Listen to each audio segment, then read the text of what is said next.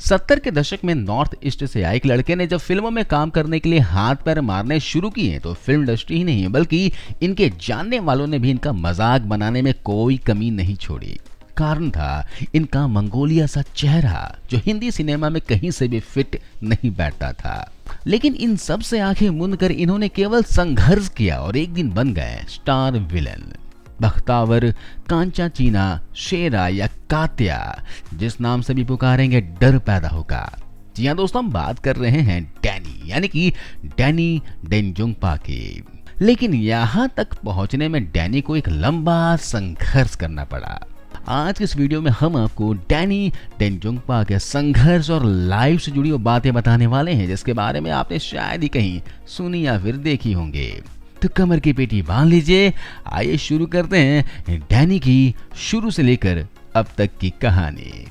Danny का जन्म 25 फरवरी 1948 को सिक्किम में एक बौद्ध परिवार में हुआ था। इनका असली नाम शेरिंग फिंस्टो डेंजोंगपा है। इन्होंने अपनी पढ़ाई नैनीताल के बिरला विद्या मंदिर से पूरी की और कॉलेज किया सन 1964 में सेंट जोसेफ कॉलेज दार्जिलिंग से।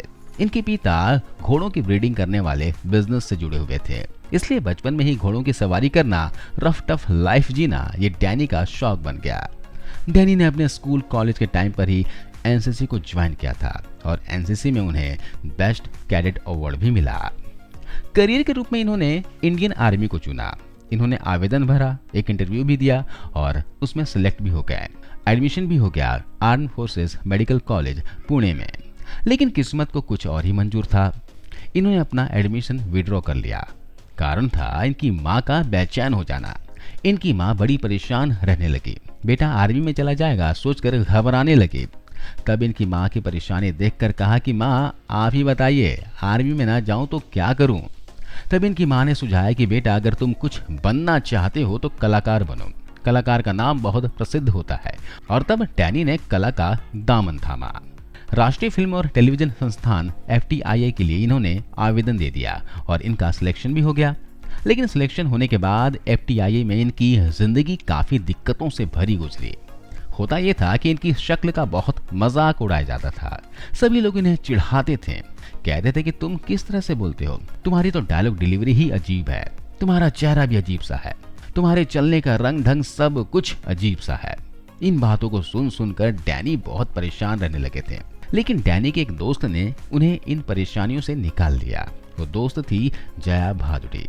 जया भादुड़ी उनके साथ पढ़ती थी और इन्होंने कहा कि शेरिंग फिंस्टो डेंजोंगपा ये नाम तुम्हारा बड़ा लंबा है, क्यों नहीं तुम अपना नाम डैनी रख लेते हो। डैनी डेंजोंगपा ये नाम सुनने में भी अच्छा लग रहा है और बोलने में भी।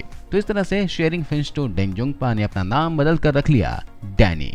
इन्होंने FTII में बतौर योगा टीचर काम करना शुरू कर दिया। और फिर साल आया 1971। उस वक्त मशहूर फिल्म प्रोड्यूसर और डायरेक्टर BR इशारा ने इनकी तरफ इशारा किया और कहा, क्या तुम मेरी एक फिल्म में काम करोगे। डैनी को भी जरूरत थी कि वो फिल्मों में काम करे।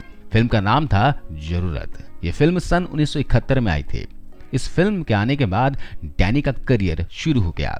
लेकिन परेशानियां बहुत होती है। जब एक बार फिल्म आ जाए तो बहुत से लोग पूछते हैं कि अगली फिल्म कौन सी है। आगे काम नहीं मिल पा रहा था, तब फिर से इनकी दोस्त इनकी जिंदगी में आई, जया भादुड़ी, और इन्होंने उनकी मदद की।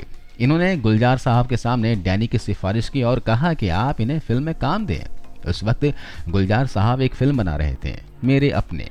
और फिर गुलजार साहब ने इस तरह से मेरे अपने फिल्म में, जो कि 1971 में आई थी, उसमें डैनी को रोल दिया। और फिर BR चोपड़ा साहब ने सन 1973 की फिल्म धुंध में इन्हें काम दिया।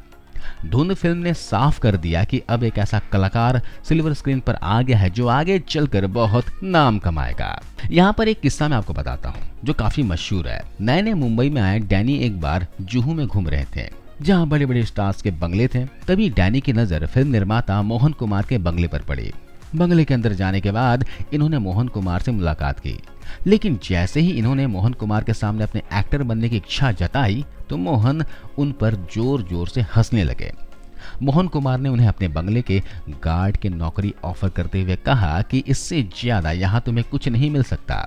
उस दिन डैनी ने खुद से वादा किया कि एक दिन वो मोहन कुमार के बंगले के बगल में अपना बंगला जरूर बनाएंगे। उनके पास उस कमजोर वक्त में कुछ अपना था तो वो था उनका मजबूत आत्मविश्वास, जो बार बार रिजेक्शंस और बेइज्जती झेलने के बावजूद हार मानने का नाम ही नहीं ले रहा था। डैनी की जबरदस्त एक्टिंग और खूंखार विलेन के अंदाज के चलते इन्हें रमेश सिप्पी ने फिल्म शोले के गब्बर सिंह का रोल ऑफर किया था। तब डैनी ने कहा कि मेरे पास डेट्स नहीं हैं, अगर आप वेट करें तो फिर शायद मैं आपकी फिल्म कर पाऊं। पर सिप्पी साहब वेट नहीं कर सकते थे और ऐसे में रोल अमजद खान को मिला और फिर गब्बर सिंह का रोल अमर हो गया। डैनी ने हर तरह के किरदार निभाए हैं, कॉमेडी भी की, सपोर्टिंग एक्टर भी बने, विलेन भी बने। डकैत के तौर पर अक्सर ये फिल्मों में नजर आते थे। साल 1980 का समय था जब हर फिल्म में डैनी को डकैत का रोल मिलता था, जिसको लेकर डैनी बहुत परेशान थे। परेशान होकर सब कुछ छोड़ छाड़ कर डैनी ट्रैकिंग पर चले गए और 2 साल के बाद वापस लौटे एक फिल्म की स्क्रिप्ट के साथ में। स्क्रिप्ट इन्होंने सिप्पी साहब को दिखाई और कहा कि इस पर फिल्म बननी चाहिए। और सिप्पी साहब ने कहा कि जब फिल्म आपने लिखी है तो क्यों नहीं आप ही इसे निर्देशित करें। और डैनी ने एक बार फिर सिल्वर स्क्रीन पर कदम रखा, लेकिन इस बार एक्टर बनकर नहीं बल्कि डायरेक्टर बनकर। और फिल्म का नाम था फिर वही रात। और फिल्म के हीरो थे राजेश खन्ना और इनकी गर्लफ्रेंड किम उनके साथ थी। और साथ ही डैनी ने इस फिल्म में एक दमदार रोल भी प्ले किया। आगे चलकर डैनी फिर से एक्टिंग में सक्रिय हो गए। इस बार इनके लीड नेगेटिव कैरेक्टर बहुत ज्यादा भारी होते थे। इनके सामने राजेश खन्ना, धर्मेंद्र, जितेंद्र, मिथुन चक्रवर्ती, विनोद खन्ना, अनिल कपूर, सनी देओल और अमिताभ बच्चन। लेकिन इतने बड़े नामों के आगे डैनी का काम बहुत भारी पड़ता था। जी हाँ, चाहे हम फिल्म के बख्तावर की बात करें या फिर घातक के यादगार रोल कात्या की बात करें या फिर अग्निपथ की कांचा चीना की बात करें, इनका रोल दमदार होता था। अपनी शर्तों पर जीने वाले डैनी अपनी जड़ों को कभी नहीं भूले। पहाड़ों से उन्हें खासा लगाव था। जब भी मौका मिलता वो अपने गांव जरूर जाते हैं। उन्हें रविवार के दिन शूटिंग करना बिल्कुल भी पसंद नहीं है और गर्मियों में परिवार के साथ छुट्टियां मनाना बहुत पसंद है। कम काम बेहतर परिणाम डैनी की सफलता की कुंजी है। ये बात कम ही लोग को पता है कि डैनी एक अच्छे एक्टर होने के साथ साथ एक अच्छे गायक भी हैं। फिल्म काला सोना में इन्होंने आशा भोसले जी के साथ एक ड्यूट गाया था और गाना डैनी पर ही फिल्माया गया था। डैनी ने लता मंगेशकर, मोहम्मद रफ़ी, किशोर कुमार के साथ भी कई गाने गाए हैं। डैनी को फिल्मों में गाने का पहला चांस मिला था साल 1972 में आई देवानंद साहब की फिल्म ये गुलस्तां हमारा में। इसके अलावा इन्होंने नेपाली फिल्मों के लिए भी बहुत सारे गाने गाए हैं। डैनी के निजी जीवन की बात करें तो इनकी शादी हुई थी गाबा डेंगजोंगपा से और इनके 2 बच्चे हैं, रिंगजिंग डेंगजोंगपा और पेमा डेंगजोंगपा। डैनी को भारत सरकार ने पद्मश्री से भी नवाजा है और कई फिल्मों में इन्हें अवार्ड्स भी मिले हैं। डैनी आज भी जब फिल्मों में आते हैं तो हमें कुछ न कुछ सिखा कर जाते हैं। तो दोस्तों, आपको डैनी की एक्टिंग कैसी लगती है और उनकी कौन सी फिल्म आपको पसंद है, कमेंट बॉक्स में जरूर बताएं। वीडियो कैसी लगी ये भी बताना। मिलते हैं अगले वीडियो में। जय हिंद।